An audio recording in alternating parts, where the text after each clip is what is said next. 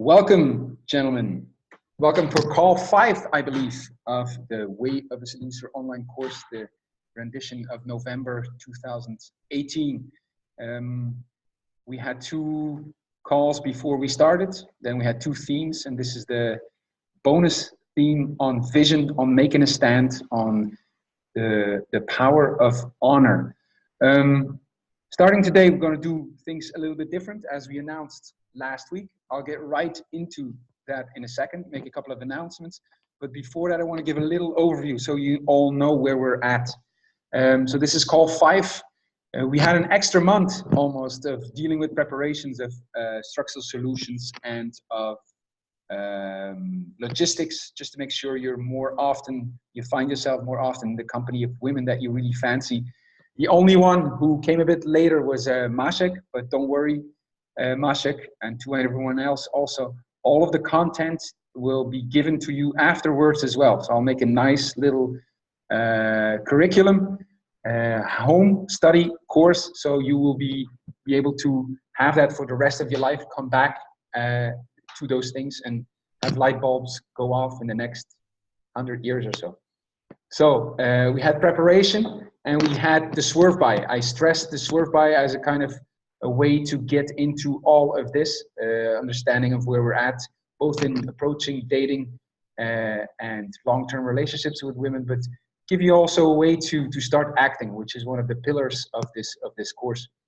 And then we went into the official themes, which was 1, presence, and the importance of feeling into yourself and always coming from that place whenever you're meeting someone, dating someone, having relationships, talking to them. So always come from that place. And then the second week was on action, which meant that I wanted to get you moving and acting anyway, because I have learned that all of what we want to learn and understand is really into the action, the encounter with the women that we really like.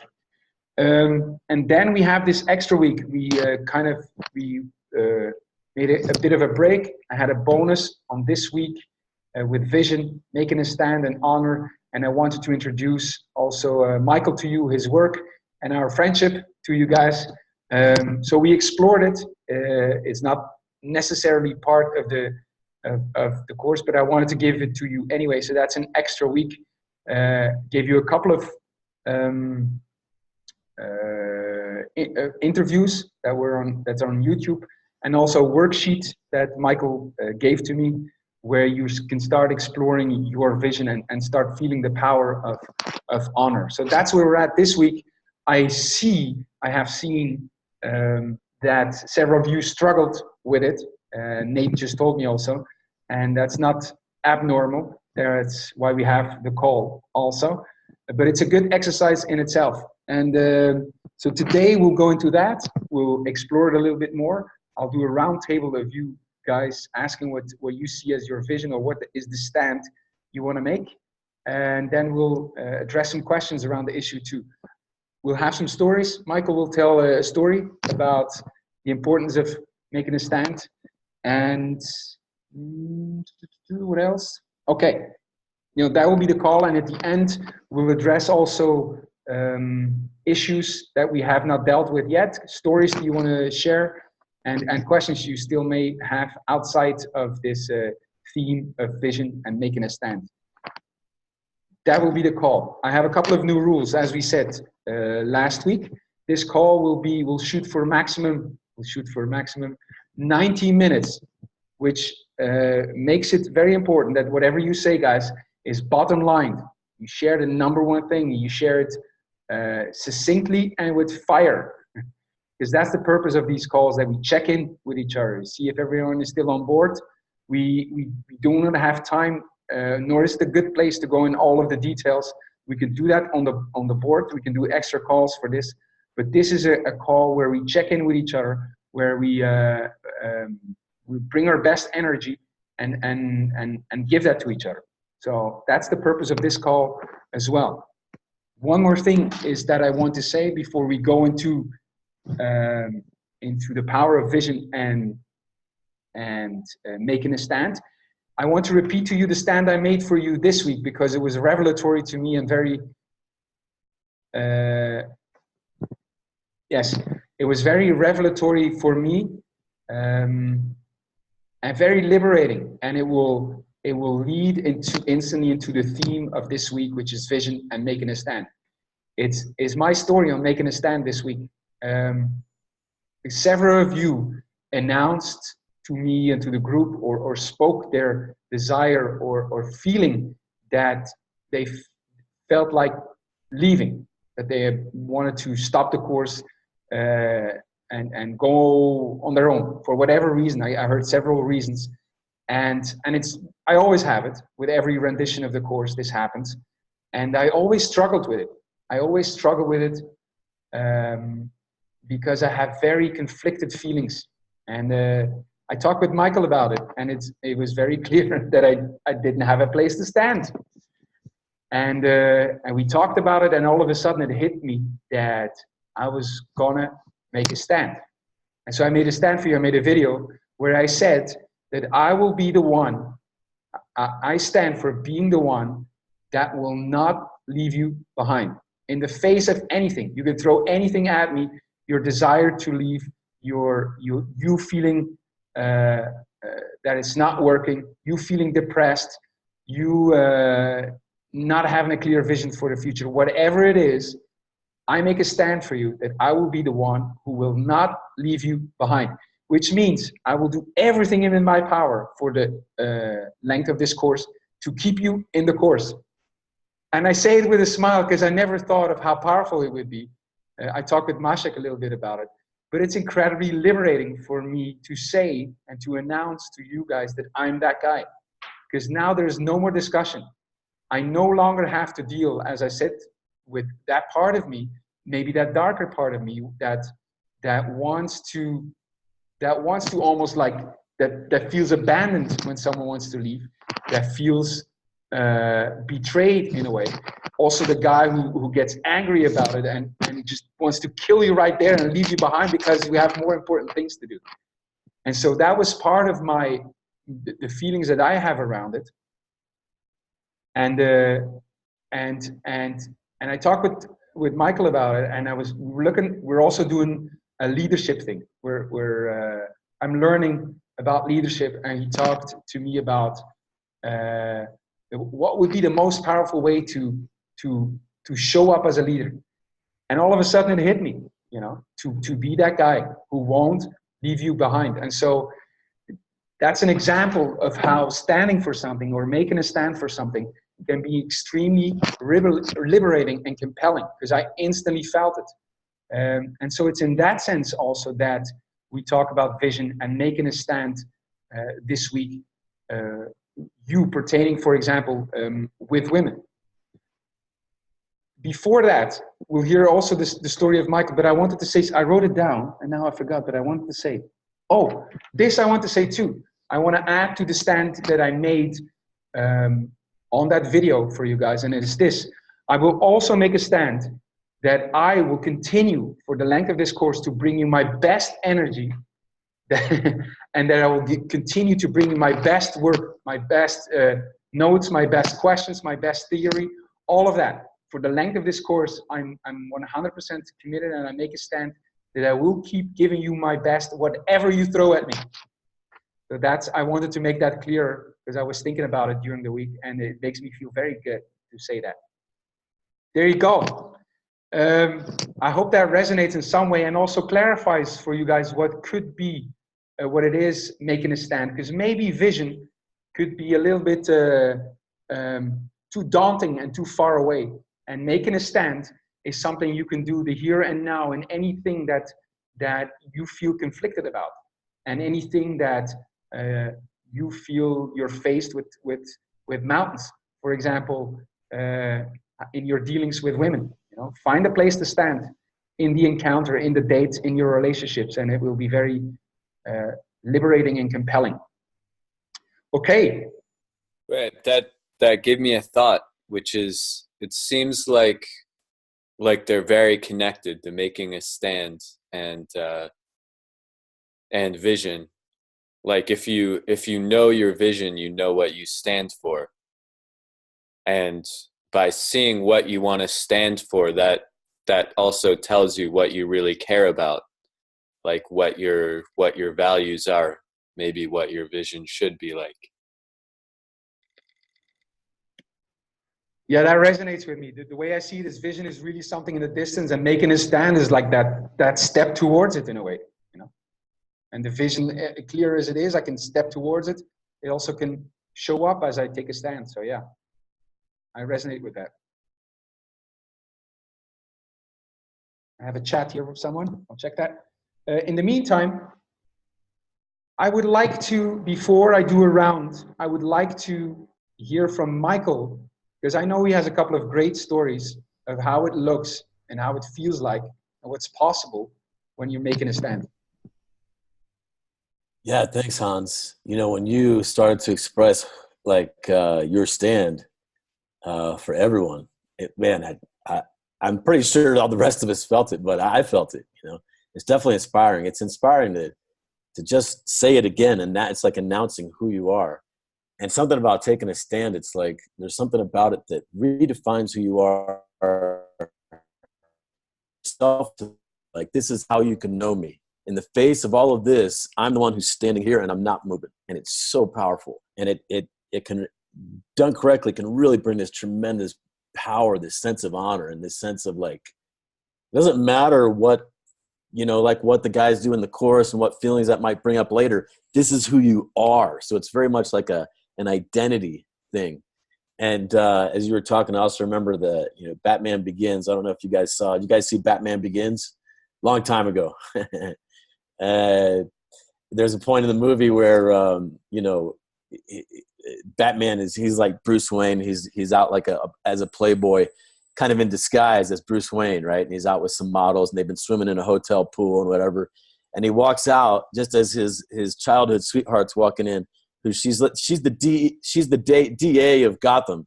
She's like one of the lone good people still fighting the good fight, you know. And she walks in and she sees him and she's like, Bruce, like, because she just sees like he's been gone all this time, and she just sees he's become a playboy and he's nothing and he's not doing anything, you know. And he tries to explain to her without revealing his identity. He's like, Rachel, I'm still the same guy you knew on the inside. And she says, Bruce, it's not who you are inside. It's what you do that matters, that makes a difference. And then later on in the movie, it's this great scene, you know, Batman comes to rescue her and this kid and takes them up to this rooftop to save their lives. And he's just about to jump off the building, and he rescues him and he's about to jump off. And she's like, wait, I need to know, who are you? And he says, it's not who I am inside. It's what I do that matters. And then he jumps off into the night, and it's fucking epic, you know. But it's the same kind of thing. It's like in the face of all of this is who I am, the one who stands for being X. And once you define that in a way that brings you this sense of honor and power, it's just so powerful. And what you did, Hans, before, you were like, based on what you were feeling by guys wanting to quit or this or that, you have feelings that make you want to maybe turn away, or that make you want to do this thing or that thing that's not going to be the most powerful expression of yourself. But as soon as you're like, you know, what would be worth standing for in the face of all that can bring all that? If I was standing for being this, bam, that's it. And now you have no more inner conflict. You're united. And from there, you know, all kinds of vision is possible. So, yes, that's really powerful. I just want to share really quick a story about my younger brother, Dave. He had a dream of being a professional boxer. This was years ago. And I'd heard his dream, and I shared before about stories about like coming back from my brothers, you know. And so this was kind of a way of doing that. I gave up some of my morning ritual. I woke up half an hour, or sleep actually. I woke up half an hour earlier, drove across Austin, from South Austin to North Austin, to be with my brother to train him. I committed to train him like 5 or 6 days a week, early in the morning. Well, so I'd wake up half hour earlier. I'd drive 30 minutes across the city. I'd get there to wake him up, and he'd still be asleep. And I'm like, you know, I'd turn on the Rocky music or whatever. I'm like, Dave, come on, let's go. You know, let's go, champ. And, but him, he's just like, he's pissed off because it's his older brother now who's like in control of him, or making him do something or fucking with him. Like, I sure fucked with him a lot when he was a kid, you know? So he's responded to me like that. And, you know, for a week or two, I'm like, I don't care. Like, I'm like, he's the champ, you know, we're going to do this. But after a few weeks of this, and I used to sit down every Sunday with my girlfriend, I just review every area of my life and all this stuff. And I was looking at this commitment I had to my brother, and I was like, what am I doing? You know, he's disrespecting me. Doesn't feel good. He's not, it's like I want it more than he does, you know? And I was looking at it and I realized, cause you know, my dad left home when I was 14 and he was 10. And then a few years later, I left home early. I ran away from home. And so, and I was just noticing, like, I remember him telling me a few boxing trainers he'd had. He always had conflicts with them, and he pushed them away. And I realized, like, this is like my brother testing, like, older men, you know, like, because to see if he can trust them, you know. And I realized, like, if I don't stay with my brother now, he might never realize his dream. You know, he might always just go forward, just tossing away men who show up to stand for him. And, you know, it was in that moment, like, I got who I am for my brother. I got my stand for my brother. I'm like, I'm the one who's going to show up and I'm never going to leave, you know? And it was so powerful. You could tell I'm emotional right now, but it's that sense of honor, you know? So this is a Sunday. The next Monday, like, I show up, man. I show up early. I'm raring to go, you know? I don't care what he gives to me. I don't care what reaction he has. He's the fucking champ, and we're going to fucking do this. So I crank up the Rocky music extra loud. I'm like, you know, shaking him out of bed, and I'm not taking any crap. And then we get down to training, and I'm pushing extra hard. I'm not dealing with any of his attitude. Like, he's the champ, you know? I'm not dealing with bullshit. I'm training the fucking champ. And, but, you know, when you really make a stand for someone, then you're even more vulnerable. Like I said, you're more exposed. You're willing to just be anything, you know, be who you're exposed to being more hurt, you know? And he said something in reaction. And I felt really disrespected and unappreciated. And I turned to walk out the front door, and I took a few steps. I looked at that front door, and then I remembered who I am for my brother. And just that sense of honor just fucking grabbed me. I turned back around, went in, and I just confronted him. I told him who I am for him. And it was emotional conversation. He got it. We got back to training. It was the best fucking training session we'd ever had. Years later, we'd been out one night on 6th Street. We were pulling into a 7-Eleven, get some water or something. And, you know, when you've had a few drinks, it's easier to maybe share your feelings with someone. And so he starts saying, you know, he said, Mike, I just want to thank you, man. You know, when I was training to be a boxer and all that, he's like, you're the only one who didn't give up on me. And, you know, it feels a little uncomfortable to be honored, you know, because it's emotional, right? And I was like, so, okay. So I turned to get out of the car. I was like, yeah, sure, man. I turned to get out of the car. He grabs me by the shirt, turns me back around to face him. And he's like, no, Mike, even when I gave up on myself, you didn't give up on me. And it was really powerful. But that's the power of finding a place to stand, you know, that evokes this sense of honor in you. It's like that just gives you the strength and the power to stay true. And, you know, once you have your stand, then vision just flows because, you know, vision is a natural dynamic of human consciousness. It's always happening. We're always looking to the future and seeing something, not as a dream or an idea, but just what we expect tomorrow, next year, next month, whatever. We're seeing something. But what our mind does is it projects into the future the person we've been being. So if you've been shying away from standing for what matters to you, that's the you that your mind is going to project into the future, interacting with people. And, you know, when you see things happening in the future, you're going to see that self, and it's going to be disempowering. The same thing is true once you've faced what you haven't been facing and you've made a powerful stand. It's amazing what happens to your vision. You just look to the future and you see that guy interacting with life's challenges. And it's a whole different vision about what's, you know. So for me, a powerful vision starts with finding that place to stand. And Yeah, so I just wanted to share that, and you know, a question as it pertains to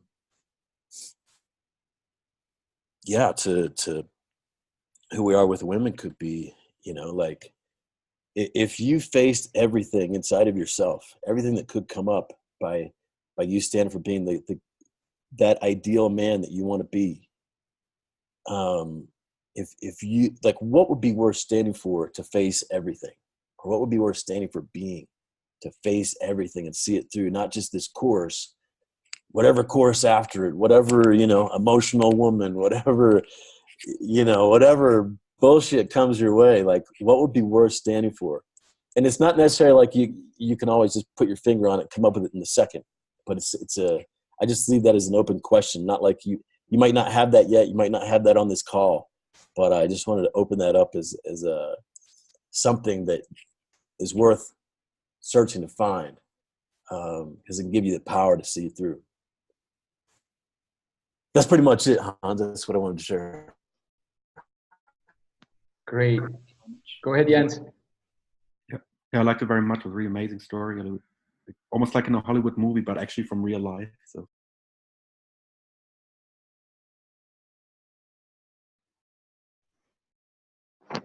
Anyone else who would like to add, ask, or say something?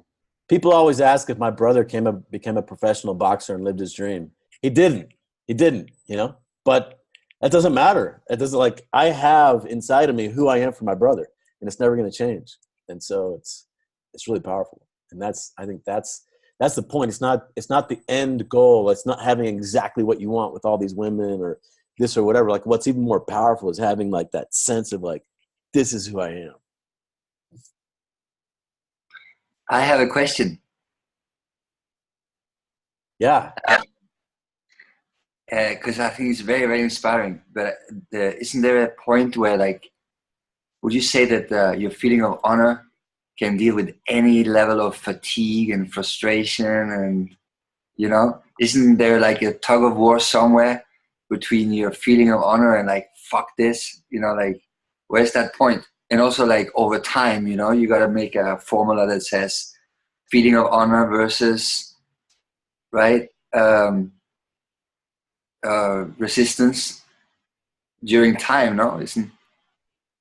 How Yeah, do you it's a great question. Well, I'm thinking of two parts, and one is like, just because you find a place to stand doesn't mean you're not going to have emotional reactions that make you want to go the other direction, or that maybe you will quit the course, and then you'll remember, this is who I am, and then you come back to the course, right? So it's not like it's not like a single tool fits everything. But for me, another really valuable thing to have is allies. Like, as an ally, someone who knows what you stand for. That's how they see you. That's how they hold you. So when they see you acting contrary to that, and they call you out, you know, they remind you who you are, and they challenge you to step up. And like, that's who Hans is for you guys inside of this course, you know, like that's who he's chosen to be, is like, he's your rock. He's holding that vision for who you are and standing for you. So it's definitely not, I would definitely say it's not necessarily enough to have your stand. It's like having allies who are going to stand for you is really important as well. And see, there was another part of your question. Oh yeah, and then over time, I mean, I think our values change. You know, our values change and evolve, and life situations change and evolve, and your stand might change and evolve as well. What's more important than any one particular stand is to have a stand, or to have that sense of honor, right, with who you are. And for me, like, I'm always taking new stands, right, and the vision is always evolving. But what's most important is having that honor as my central kind of guiding force. That's my perspective. But definitely, you know, right now, something might be most important to you in 10 years from now. You know, like, I'll add to that, Christopher. Like, to me, my experience, you were not here, but I this week I made a stand to the guys that even in the face of anyone who would like to leave, I'll be the guy who will do everything to keep you on the course. That was that was a stand I made. What I've seen is, to me, what's interesting is the liberating power of making that stand. It doesn't mean that I'm standing in it all the time. And even this week, you know, after I made the stand, several things come up that I go, fuck, you know. But because I made the stand, now I know what I'm to do, you know. And it's very liberating. It's very comforting. Can I say something? It's like having a compass, no? I understand like that. I don't know if it's correct. That was, instead of seeing a map and you're seeing the line that will redeem you where you want, you have a emotional compass that shows you the direction that reminds you that you have to go to that direction. Reminds you. Anyway, if you don't take your way, you have to have always that direction. I see like that.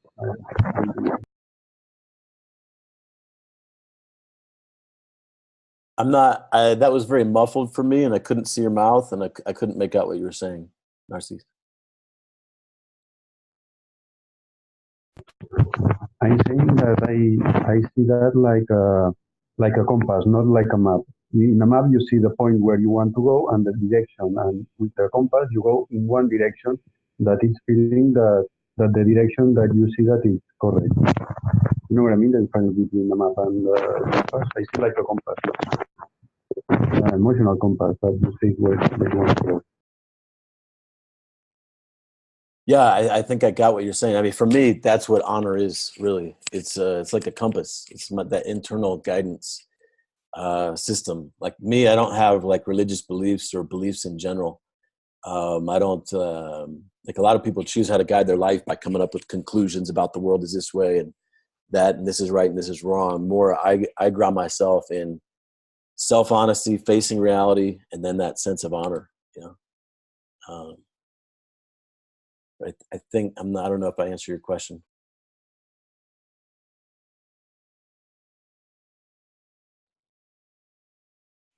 Yeah, I heard that Narcisse said it's like a compass. So in his Spanglish, I think that was the question, and it was well answered.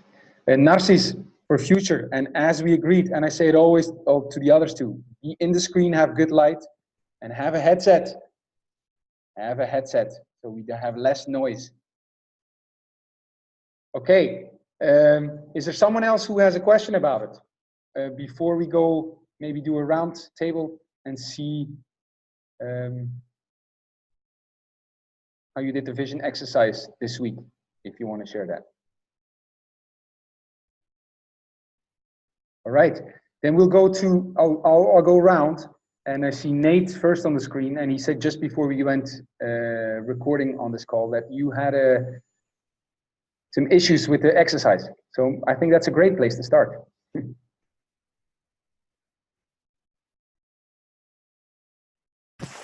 Hi, yes.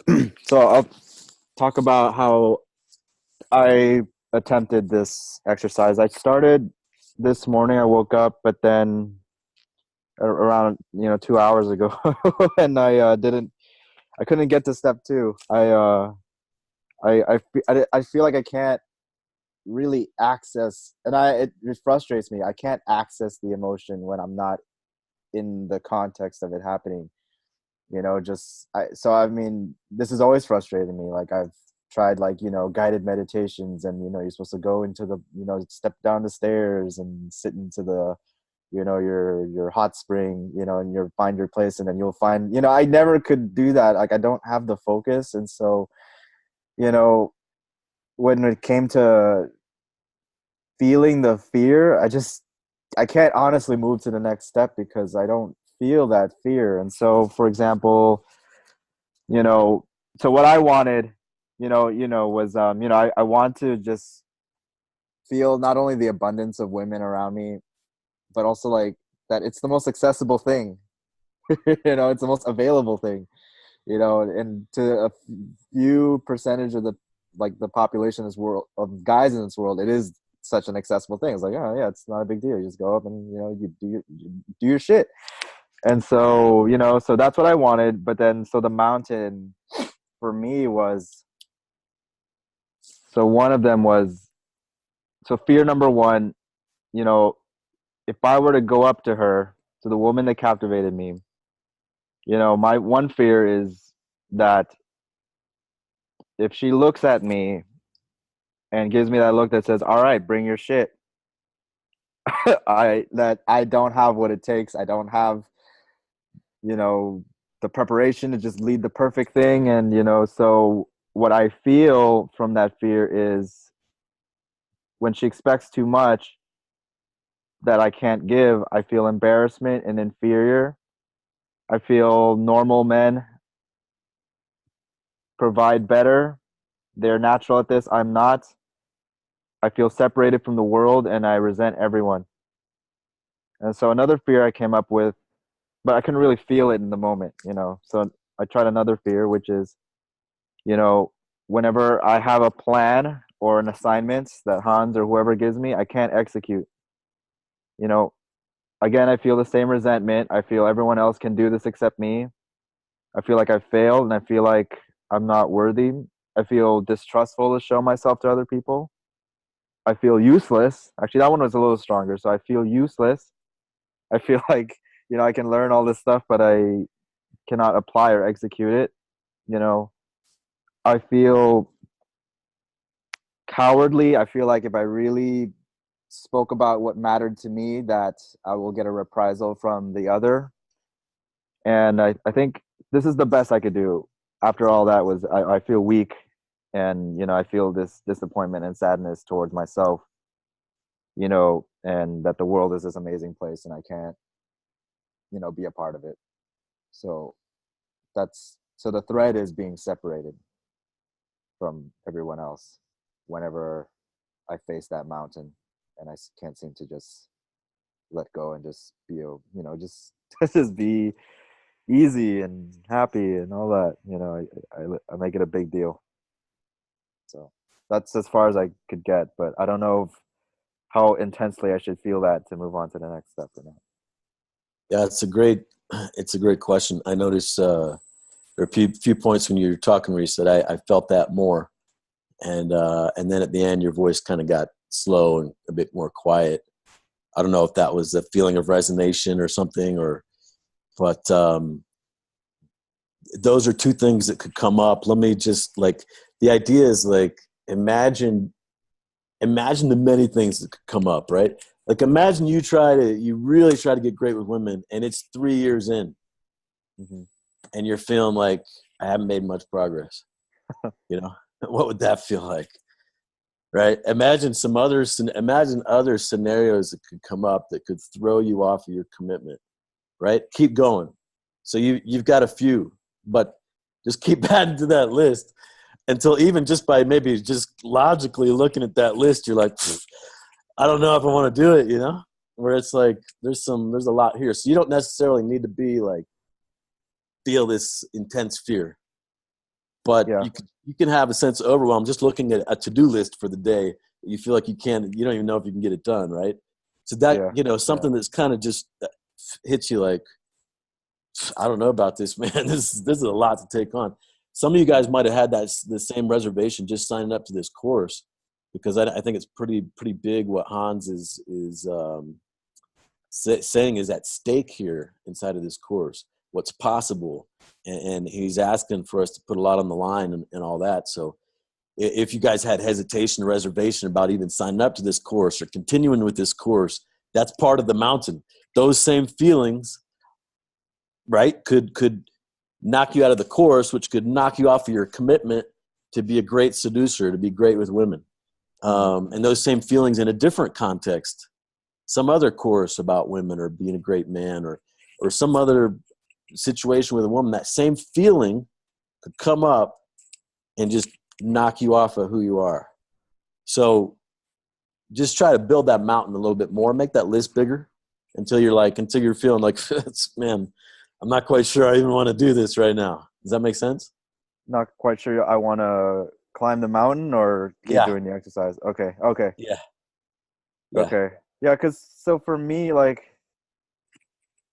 I think if you were to have me do this, a couple of years ago, I think it would have been more intense for sure. But I think because Hans asked us to focus on the women part, an aspect of it. And so it's not like my shit's all taken care of, but like at the same time, it's like, it doesn't feel like this mountain. And there's this resistance within me. I'm just like, dude, I got other mountains, like, you know, fucking being independent, you know, like, and being just unshackled from, you know, my family and everything like that. You know, that feels more like the mountain to me.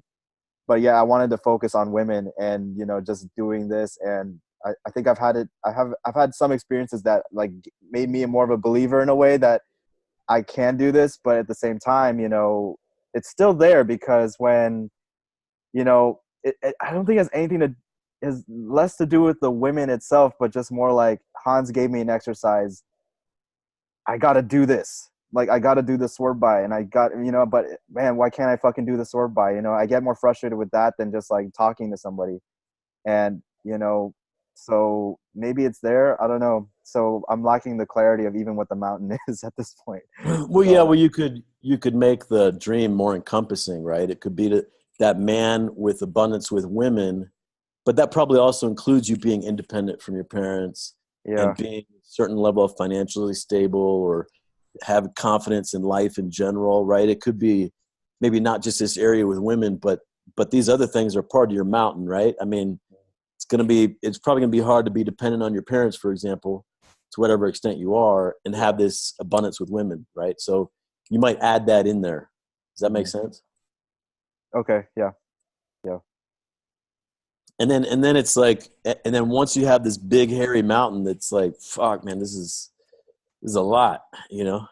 Then the next step is, what would be worth standing for, to face anything and everything that comes my way, to be that. And then that's when you start playing with what would be worth standing for, or what would be worth standing for being. And then, yeah, you just have to play with that and see what really resonates for you. Like Hans found what it was for him with this course, and he'd been out here in Kenya and he'd been struggling. I'd heard him struggling with that for weeks. And it was weeks before he found, like, bam, Okay. this is it, you know? No one's knocking me off of it. So it's Okay. Yeah, maybe I was expecting it to happen pretty quick too. Just like, I just do this 5-step thing and it's quick, you know?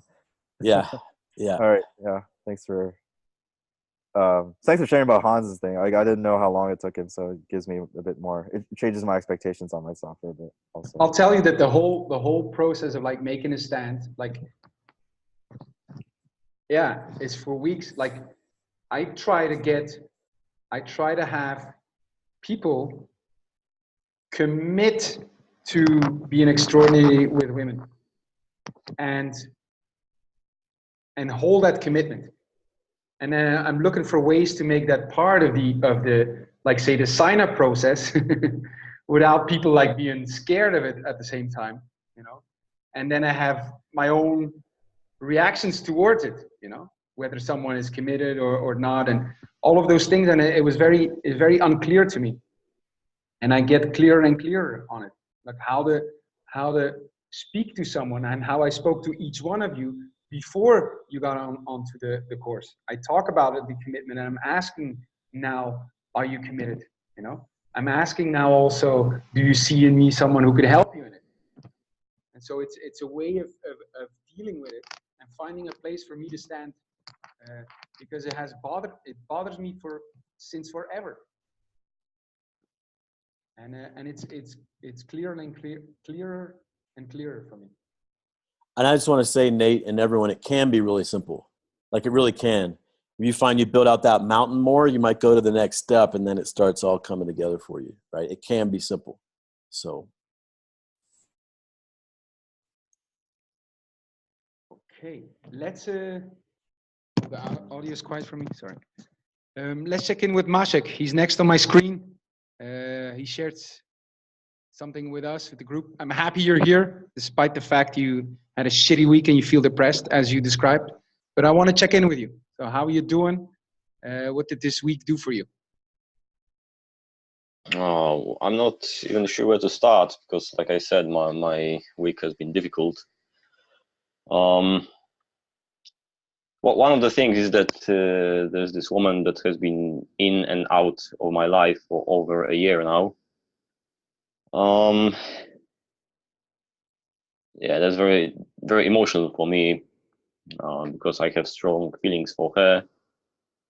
And this, I don't even know if I can call it a relationship, but this, thing that we have or had together was very important to me and very emotional. Um,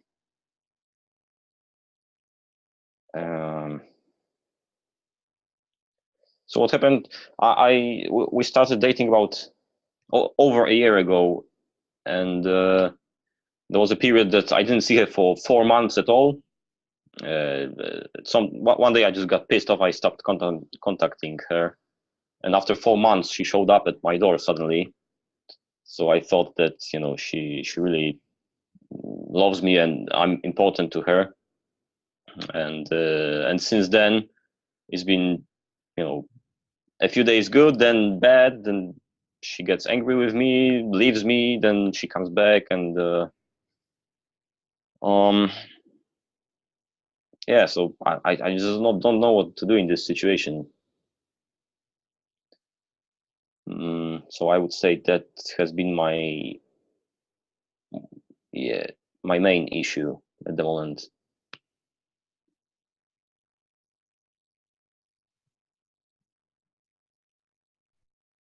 What has you want to keep seeing her or not keep seeing her?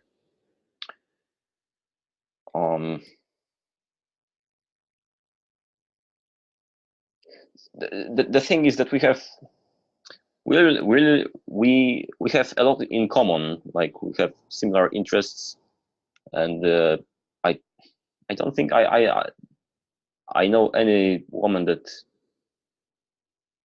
would make me feel the way she makes me feel. So I don't know. It's just very emotional to me. I don't know. Maybe I'm just addicted to her. I'm not even sure how to describe it. But there is something in her that makes her, to me, more valuable than other women. My first reaction was one like, how would it pertain to the theme of this week? But I really think it could be. So my question to you is, Maciek, is what is the issue right now? Is it something like let her back into your life or not? Is it we're fighting every day and I want to get rid of her or not? What is the issue?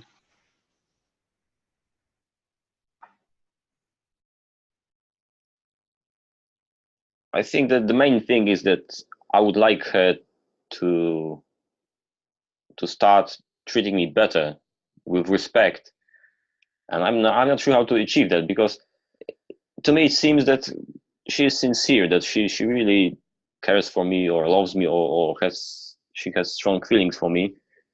And at the same time she has some really serious issues, because she was in abusive relationship for many years with her ex-husband, and but she doesn't see that many problems that are between me and her come from her own emotional issues. She doesn't want to see that, and I'm not sure how to deal with that. I want to avoid you making interpretations. What's the real issue? Are you boyfriend and girlfriend right now? Are you seeing each other? Are you seeing each other too often? Are you seeing each other not often enough? What is the, why is it an issue? Well, I for over a year I wanted her to make it clear for me whether she wants to be with me, whether we are, like you say, boyfriend and girlfriend. But the whole time it never was clear to me. And also we don't see each other very often, like I don't know, once a week maybe, or twice a week for an hour. She always says that she's busy. She also has a daughter, so, and she works a lot, then the daughter and everything, so she doesn't have a lot of time. You would like to, if I get it right, you would like to see more of her. You would like to have what you assume a normal boyfriend-girlfriend relationship, and in that relationship you would like for her to treat you better. Yes, that's it. Can I ask, what is it? What do you mean by treat you better? What does that look like for you? I don't know. I would have to give an example. for example, yeah, there are silly situations. Like, for example, she when she gets angry, she starts screaming at me. But on the other hand, when I get angry and I raise my voice or scream at her, she says, "Oh, don't do that." I mean, and I say, "Well, it seems like you think." I tell her that it seems to me that she thinks she has more rights. She has the right to get angry, to say whatever she wants. And on the other hand, when I do similar things, she thinks it's a bad thing. I don't know if that's clear. Yeah. Hans, you mind if I speak to this? Like you've mentioned respect, and respect is really, really, really, really important to us as men, right? Like if a woman doesn't respect us, I mean, it's a non-starter, right? And it's from what okay, so let me just address honor. First of all, honor would be having a place to stand, like, this is who I am for this woman, maybe for her daughter. This is who I am for them, no matter what. They can lead my life. We don't need to be in a relationship, but this is who I am and who I'll always be. I'm the one who X, right? A place that gives you a sense of honor. So it could be like, I will always remember you and the way that you've made me feel and opened my heart and have me see the possibility of love in my life. Like, and I will never forget you. And I will always, something like, it could be just that. And one of the reasons that women get emotional, I would dare to say it's the primary reason, is because they start wondering, who are they in our eyes? How do we see them? So when she's upset, rather than interacting with her, what she's saying, what she really needs an answer to is, who is she in your eyes, right? So if you've started getting upset at her, you're judging her, she can feel that, and that's what she's reacting to. And you might not even have said anything. So this is like, Hans, you've asked me before, like, about my work and other applications, but like, what I know that there is to do for me, like, this is what I do, is to remind, like, touch her, right? Affirm, like, we're here. Remind her who she is for me in a way that almost brings tears to my eyes. Like, this is who she is for me and who she'll always be. I didn't mention that part yet. And then mention, like, who I am for her. Like, start there. Start from honor before you get into anything else. And it's best to do that not in the situation of conflict. It's best to do that proactively. Remind her who she is for you and who you are for her. It's the most powerful thing. It's so much more powerful than dealing with it in the moment of conflict. But in the moment of conflict, just talking about respect, like, what I can see is you're basically saying that because it's okay for her to disrespect you, it's okay for you to disrespect her. And in other words, it's okay in her mind for her to yell at you and react to you that way. But your issue is that she won't let you do the same. And does that make sense? It could be more powerful. But like, what I would suggest is, like, you have to hold the line that she can't yell at you. That's not okay. You will not tolerate that. And you have to hold the line that you're not going to do that to her. Does that make sense? Then she'll, like, if you're not doing it with her, and when you do, it's okay. You screwed up, apologize, recommit, say, that's not who I am. I'm committed to not doing that with you because I respect you. And then when she does it, you have to call her out. Do not let her get away with it. Like, that's not okay. You can't talk to me that way. And if you're too upset to talk to me respectfully, then you have to go away. We have to talk another time when you can respect me. So like, honor and respect, they're both vital for, as a foundation, from my view. It does make a lot of sense. Is that Thank helpful? you for that. Yes, it is. Thank you. Yeah. Is there something that you can see that you're going to do in the near future because of this?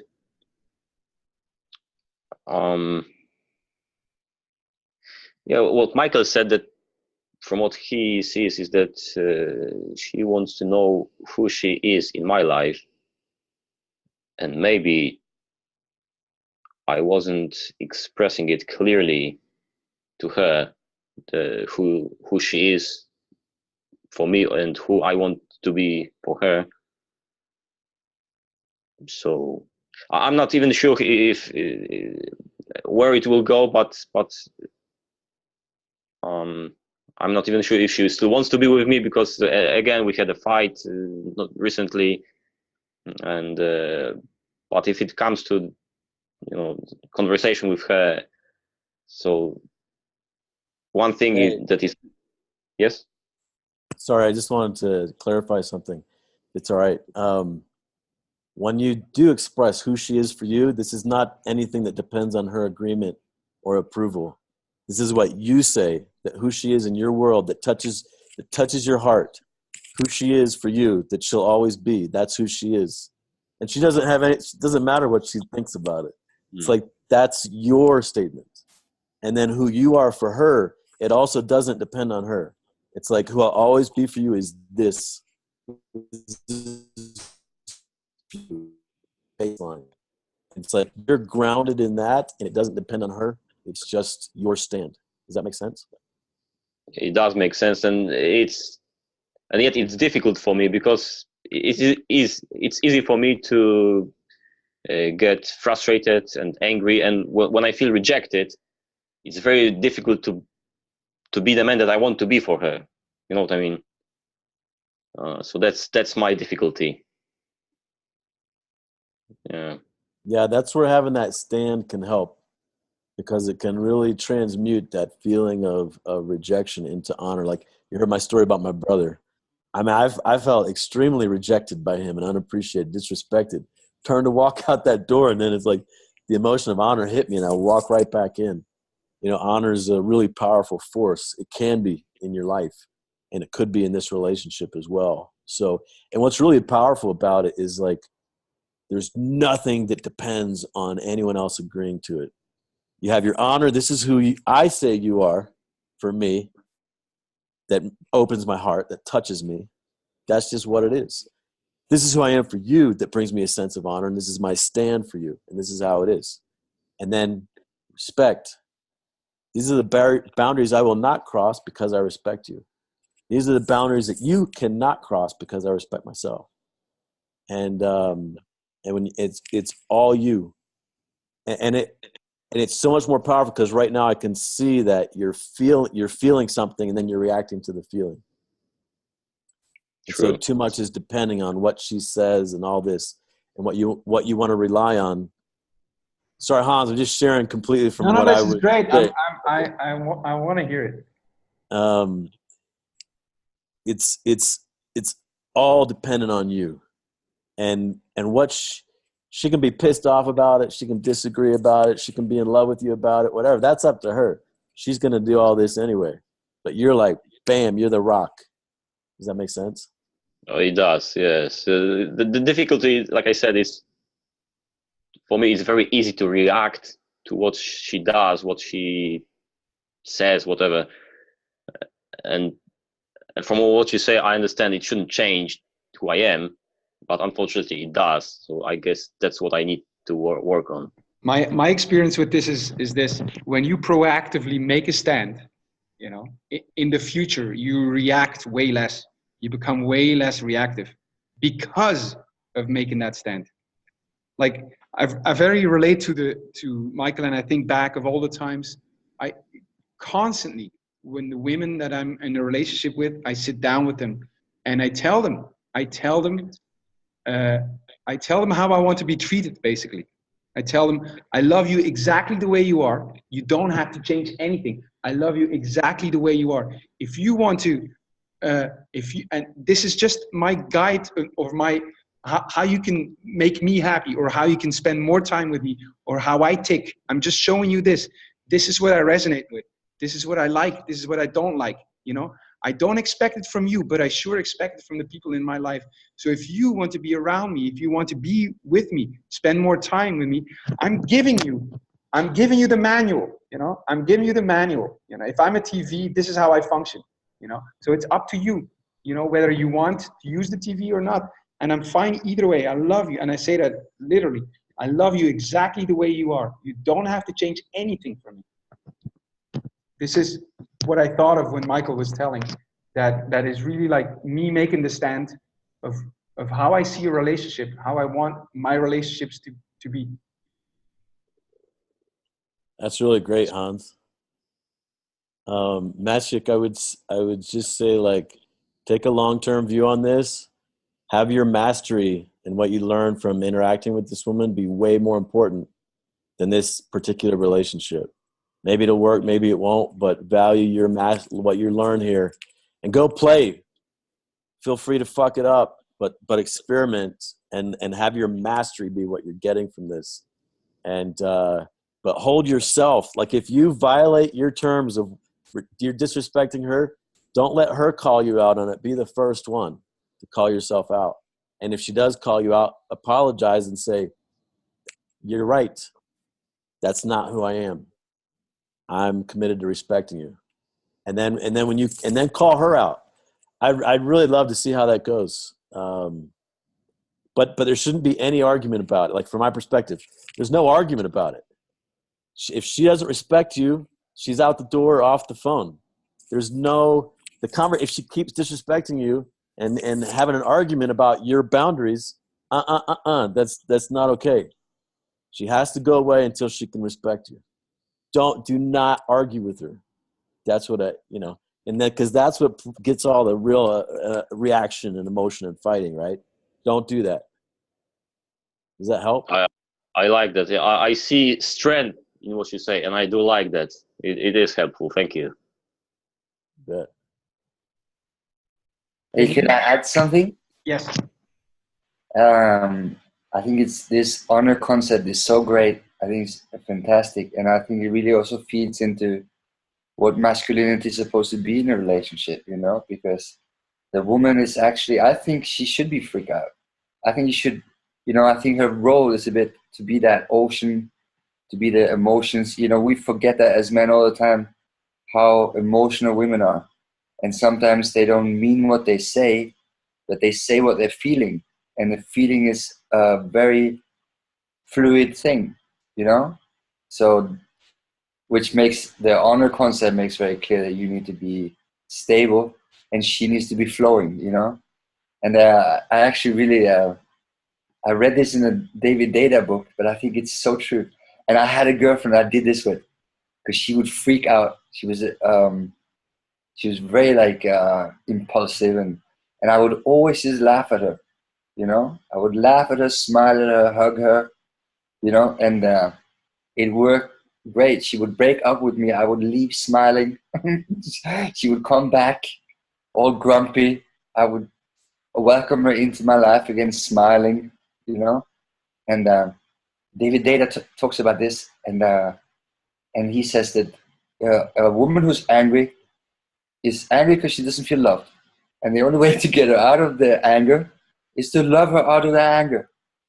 So his solution is just to hug her, you know, tease her, slap her ass, you know, that kind of thing, really. And then let her be the whatever, you know, emotion she wants to be, you know. I think that's very interesting. I don't know if that was helpful. Yes, Christopher. That was one of my biggest insights in my life. Understanding women and knowing how to handle them was that this frivolity versus uprightness is at the essence of womanhood and manhood. That she has to. This is her role to be that kind of like poking, frivolous entity, you know, which gives us an opportunity to be man, you know, to be the man who stays, to be upright, to be, you know, to stand for something. So you got a great opportunity on your hands, Maciek. I want to know how it turns out, you know, and what you learn from it for yourself, you know. I would love to hear the follow-up. It's not, I would say it's really not easy because, you know, if you're letting her disrespect you, Maciek, odds are you're letting other people do it too. So it might be a big thing for you to take on, part of your mountain, right? To take on, to really set those boundaries and do not let people disrespect you, right? And then also set it for yourself, right? Like we talked about before, but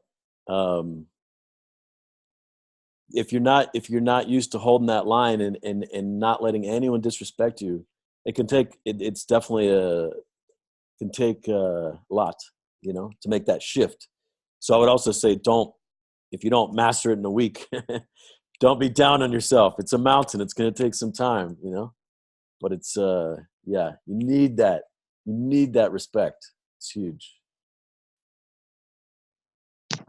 Hey, I just want a short shout out. It's so nice that you're here, Christopher and Michael, So I want to extend my invitation and ask it even more strongly, come on the calls. I feel like I sneaked in the back door. I've been sitting here like feeling guilty and shit because I thought, I've been so flaky this time. But, I'm happy to be here too. Very interesting to meet Michael finally too. Because, So I heard a lot about you and great, very inspiring. Yeah, it's been really a joy for me too. So. All right. Well, just looking at the clock, 25 minutes we have. I would like to hear of everyone. So we haven't heard from Jens yet. Sit straight up, sir, and tell us. Yeah, to be honest, like the last week was just about like survival, kind of like the office life. I was like literally busy from the morning. I got up till the evening. I got to bed, so I literally didn't do very much. But at least, funny enough, on Thursday evening, my I said like, oh no, I still have to do 4 hours of emails, so I'm just gonna go straight after work home and gonna work. And then my flatmate said, but we should have like leaving drinks. I was like, okay, I come for one beer, and you know how those stories end. So we kind of went to a lot of bars, and there did kind of a lot of like giving a lot of compliments. For example, there was like those two friends of my flatmate, like a straight guy and a straight girl, and both of them looked amazing. But both of them were kind of like, not aware of their beauty. So I was like telling both of them things like, oh my God, come on, you both look amazing. Oh my God. And then the guy also was like super shy when he saw the amazing waitress at the bar, and was like, oh no, when such a woman, I just get stutter whenever I try to talk to them because she's just out of my league. I was like, oh, come on, you're such a 9.99 on a scale to 10. Like, you look amazing, just go for it. So I think it was still like a good experience in the end.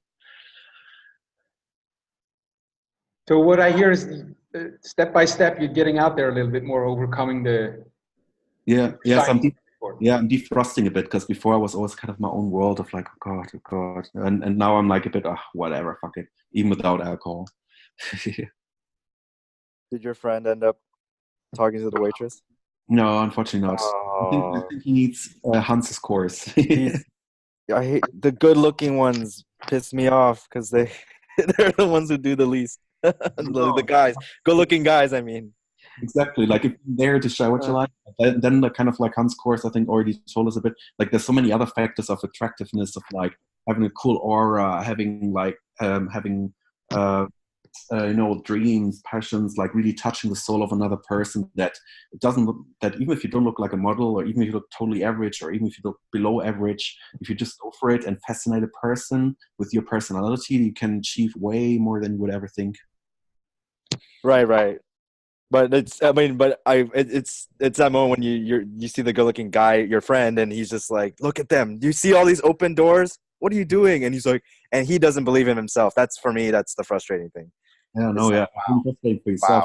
Wow. That's for him. interesting. But he doesn't know that little step that he would need to take with his beautiful face and beard. But yeah, then maybe this little step looks maybe very big, like a big step for him. Nathan, whatever you think about those very good-looking guys, I think about every guy out there, including you. You're not seeing the opportunities. Just a thought for you. True, yeah. Bueno. Well, I enjoy hearing you getting out there a little bit more. I'm in between pushing you a bit more and also celebrating the fact that you are getting out there, because I know how hard it is for you to overcome your shyness. Yeah, I'll go back and forth between those two things. So yay for doing a little bit more, and amp up the volume, or pump up the volume this week. No, You absolutely. get a chance with the new theme. Yes, I need to do more, but now at least with my fuck it attitude, I'm just going out there and being nice to people, giving them compliments. I think like I should have some good successes in the next weeks. Yeah. Fuck it is a great attitude. It has solved many problems. Let's check in with Narcis, if you still want to share something. Okay. I'm going to talk a bit about the. I wrote that. I have everything wrote because I don't want the usual meaning problem, and I start sharing my vision about the mountain exercise. It's what I've been doing today, and I want to share it. I want to stop changing my criteria by influence of others, and be a person that only listens my inner voice and believes in all that what I say and do. And and the mountain that appears in front of me when I think about it is a lot of people will be pissed off, some economical struggles, uncovering a lot of emotional repression. Say again. I didn't hear the last part. I'm assuming others don't understand it either. So start again with the mountain. Okay, sorry. A lot of people will be pissed And off. I'll tell you this too. Do you have a headset close by or not? A microphone? I have the mine here, but it's broken. I broken today traveling with the train. Okay. Sorry for that. Try to speak as close as you can into your phone. Okay. Here you can listen me now well. Okay, perfect. I take the mountain. A lot of people will be pissed off by what I say. Economical struggle because uncovering a lot of emotional repression and the pain that brings, but that's a good thing actually. Awkward situations and a lot of people questioning me. Violent situations, maybe fight. Never reach my emotional freedom and die and being living my life alone. My fear to say no, the fear to face others and to upset others. That's my mountain. Say again the last one, the fear to, before upset. To face others and to upset and to upset others. I still don't have it. Before upset, what was it? The fear to others. Face another. You know? Face. Face, exactly. Got it. For that's my struggle. And that's what's happening. I see the second point that there are a lot of things that will be better if I take that point. But when I try to do I feel like that all that fear, like a big whale that eats me and all my strength goes eaten by that fear. That's my problem that I have been having today.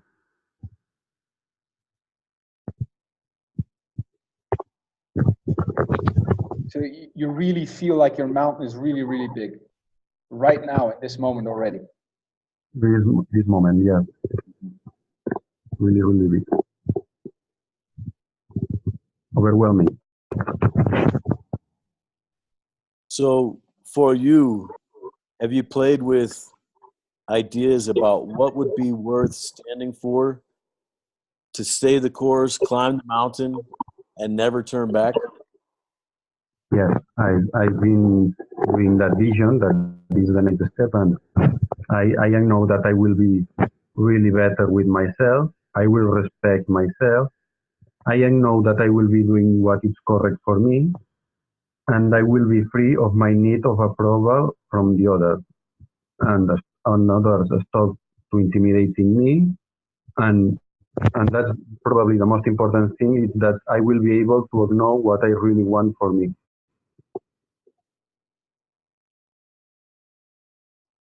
It sounds to me like you may have skipped the stand for part and you just went to the vision part. Is that right? Well, there are two parts, not the one, the two, and the three. Which one is the stand for? Because I have done the one and the two part of the exercise.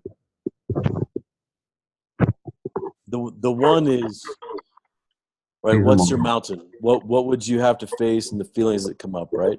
Number two is what would be worth standing for you?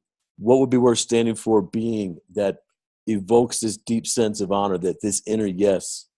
And then the third step is the more you see yourself standing for that in the face of everything, in the face of the mountain, the more you see what, and the more you see that, the more you see what. So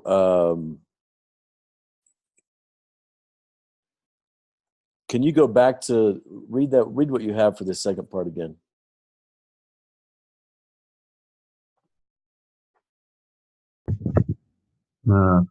I will feel really better with myself. I will respect myself. I will be doing the correct. I will be free of my need of approval from others. Others will stop to intimidate me, and I will be able to know what I really want for me.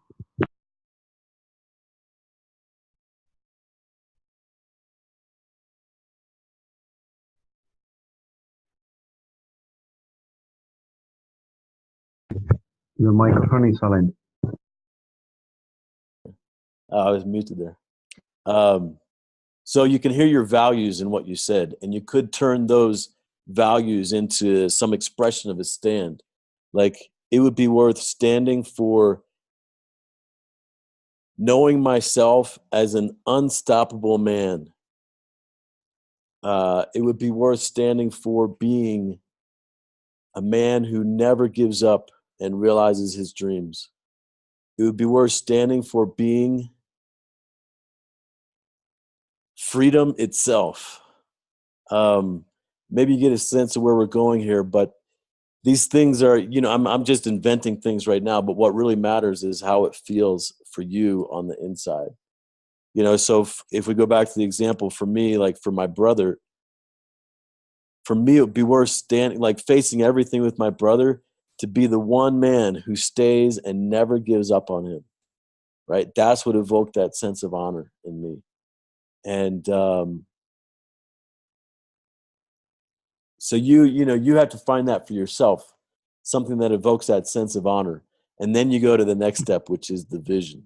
The difference, maybe I can help you, the difference, because I hear also vision, Narcis. And the difference with making a stand is this, to me, what makes it clearer is what is worth standing for being, even if I fail.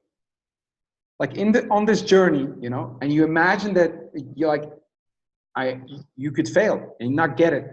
What would be still worth standing for? And that's a difference between like a vision, which is if everything succeeds, let's say, what is that important that you will hold close and stand for, even if you fail, And that could be then, for example, the guy who never gives up, he doesn't give up. Even if everything goes bad, I still keep going. And I have to be dead before I give up. I'll keep going. You understand the difference? Is that correct, Michael? Yeah, that's awesome. Yeah, I mean, it would be worth facing that mountain for the rest of your life, to know yourself as a man who never quits and who always sees it through, right? Like how would that feel to know yourself as that man, that others count on and you count on to see it through to the end. And it depends on how you feel, right? Like we're just making up stuff, right? But you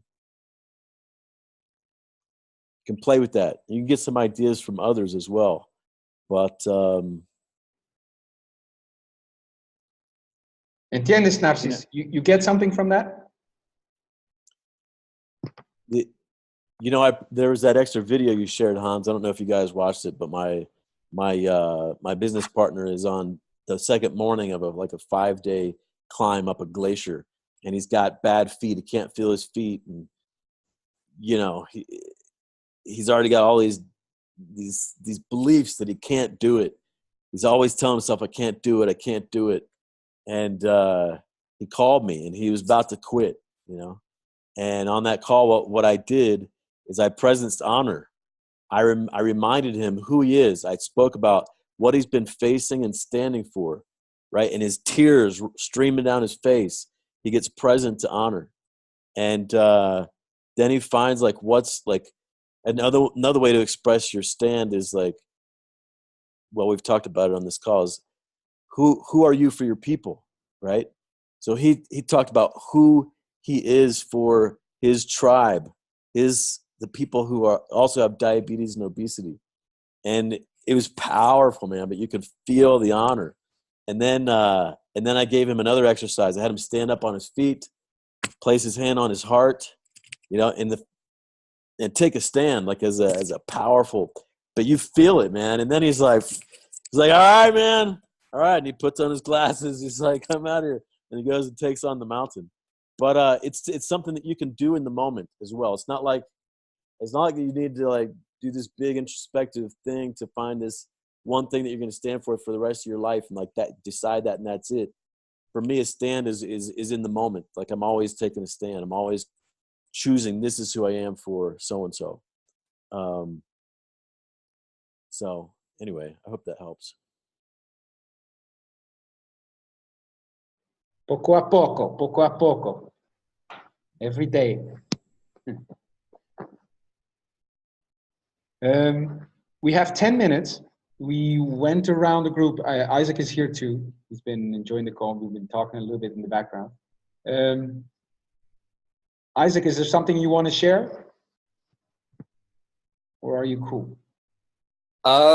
Yeah, I'm basically okay. This, what we're talking about here resonates a lot for me. I've just started getting into this. Like I was kind of doing, other worksheets and stuff with writing out my vision every 2 weeks and then turning my vision into actions and, really feeling the impact of it on my life too. So I'm enjoying hearing this. It's making some things more clear for me. Right, great. Before I do a couple of announcements, is there anyone who would like to share something, say something, have a burning question? I do. Or STD, equally burning. Go ahead, Nate. I'm a little distracted on the call, so house sitting for my grandma, and she has 2 dogs. She has a young one and a really old one. This old one right now, she's literally dying. Like it's been a little distracting for me just because you know, the past few nights I would just hear this dog just cannot sleep. It would just like her nose is just like there's bleeding in her nose, and so she just has trouble breathing at night. And you know, you just hear this wheezing like, you know, the whole night. And but I just want to share that, I mean, man, this dog is a fighter. And I don't know, it just really inspired me in the moment, and it got me emotional in the moment.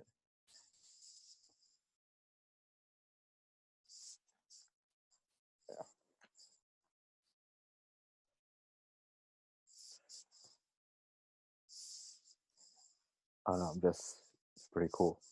Yeah, it's you know, if we can just, I mean, the emotion is probably honor, right?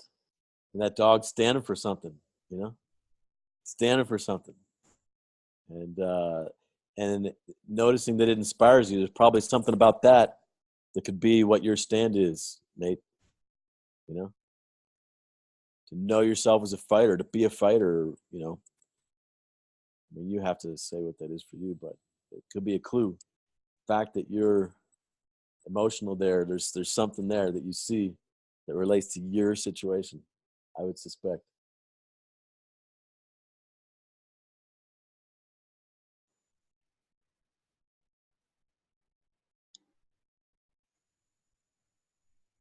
Yeah, just thanks, Nate, for sharing. I know I have a growing love for animals in my life, so I understand where you're at. And Yeah, I'm telling my grandma we're not putting him to sleep. Just let her keep going, because she still gets up to eat. She has a good appetite, and finally she's sleeping. She couldn't sleep for the past few days. So, yeah. So it's pretty cool to watch this. Yeah. So I'll miss her because she's going to lose eventually. We all are. We all are. Being human is heroic. Just getting up to face the fucking day sometimes, Just dealing with the shit of life. Sometimes life is shit, Sometimes just getting out of bed and saying I'm gonna put one foot in front of the other is a heroic act. Yeah, this I didn't change her blanket, like her bed. She's like blood all over the bed, man. It's like crazy. Yeah, it's really inspiring. So she had 3 dogs. One died already. And that one was also just going through health problems. And that one just drowned herself in the pond, like over there. She just died. She just threw herself in there, and that was it. Just gave up, and this one's not. So it's pretty cool. I mean, I'm just probably interpreting all this like the dog probably just being a dog, but yeah, there's the clue right there. So I'm gonna try to. Now that dog probably wants to be the world's greatest dog seducer. He's gonna face anything to do it. Yeah.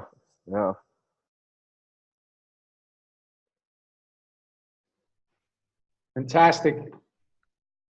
Let me do this. We only have a couple of minutes. I will tell you a couple of announcements. Isaac is going to do another circling call. Isaac, do we have a date? Yeah, tomorrow. Well, I could do either tomorrow or Wednesday, 10 a.m. Pacific, which would be 7 p.m. Madrid. Who can do tomorrow, 7 p.m. Madrid time? And who has not done a circling yet? Yeah, the only guys here who haven't done it, though, are Nate and Jens. Uh-huh. Yeah, it's very difficult for me because, Christmas Eve, so I'm going to sit with my family and it's kind of I drop out for even a half an hour. No worries. Nate can do it. Let's put it on the board, Isaac, and find a second person for tomorrow. Cool? Okay. Yeah. You'll put it there? Yeah. I will. 7. No, yes. I have a call with Michael at 6. Yes. We have a call at 6 tomorrow, Michael. And at 7, we'll do this. Perfect. So you put it up, Isaac. Yeah. Cool. Isaac. Oh, shout out also to Nate, Jens, and Narcis for keeping the triad calls going. Super, fantastic. Keep going. Also, Narcis, special thanks for including Romeo and do a little Spanish side of everything. By the way, Chris Thornton speaks even better Spanish than me. If ever you need something, you can call him. He's laughing because I say he speaks even better Spanish. Just a little bit. No, Christopher speaks perfect Spanish. Okay. Poco a poco, Hans. Poco a poco. I also want to say that the next theme, starting tomorrow, you'll get a mission, will be called Desire. And if the previous week was kind of the desire of the heart, this will be about the desire of the cock. So we'll be talking about that. You'll get a mission starting tomorrow. All right? That's the only last thing is that I want to wish each one of you a Merry Xmas, Christmas, and we'll continue this week as normal. Next week is at the going to be the 30th, so it should be no problem, and we'll just continue going. I know this week is always festivities, but there are more important things than that, I would say. But to each his own. Hey, Hans? Yes. I can't speak for everyone else's cock, but mine's definitely ready for a mission. I know. It's been ready for 45 years. One day you'll stop being a virgin. Don't worry, Michael. Okay, gentlemen. We'll talk tomorrow with the mission. It was a great, fantastic call. I'm invigorated. Thank you for the guys that are here for the first time, Michael and Christopher, and the rest for showing up. Also, Maciek. Great to connect with you guys. All right. Talk soon. See you tomorrow.